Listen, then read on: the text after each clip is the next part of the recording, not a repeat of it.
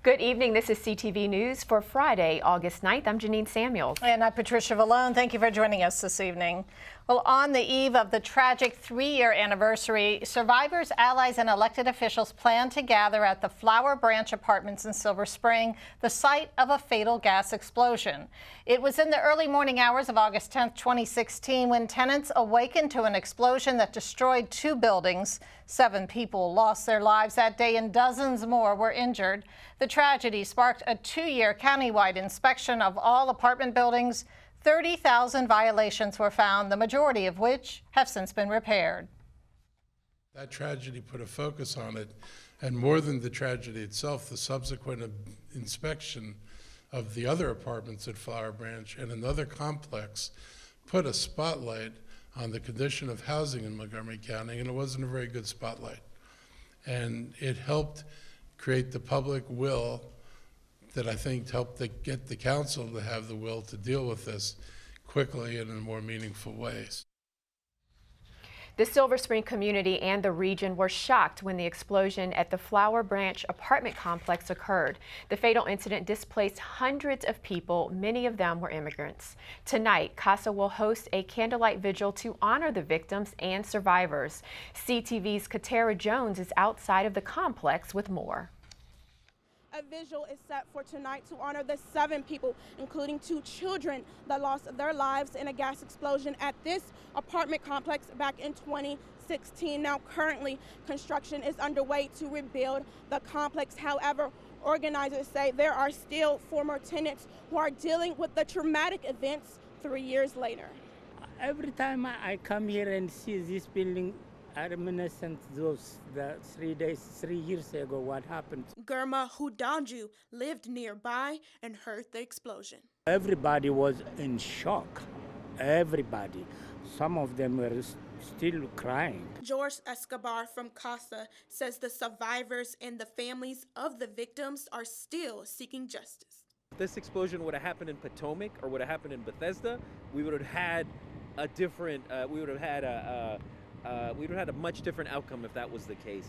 These are low-income immigrants of color that were affected by this situation. We had people from Ethiopia, we had people from Guatemala, we had people from all nations represented in that building, and those are the folks that have been fighting for justice ever since then. We're going to gather tonight to commemorate the anniversary again in a vigil that's primarily going to be focused on the people that we lost.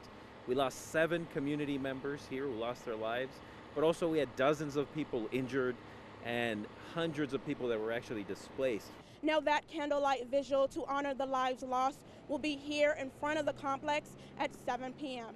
Reporting in Silver Spring, Katara Jones, CTV News.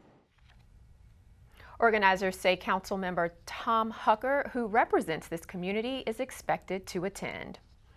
It's been almost a week since 2 separate mass shootings claimed the lives of 31 people. 22 people were killed at a Walmart in El Paso and many others were injured last Saturday. The next day, another gunman shot and killed 9 people in Dayton, Ohio.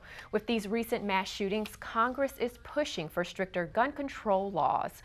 Maryland Senator Chris Van Hollen supports new restrictions. We can have responsible gun ownership without having guns of war, weapons of war on our streets, and making sure that we keep guns out of the hands of dangerous people. So we need to move forward. Mitch McConnell, the Republican leader in the Senate, needs to take up right away the bill that's already passed the House with respect to background checks.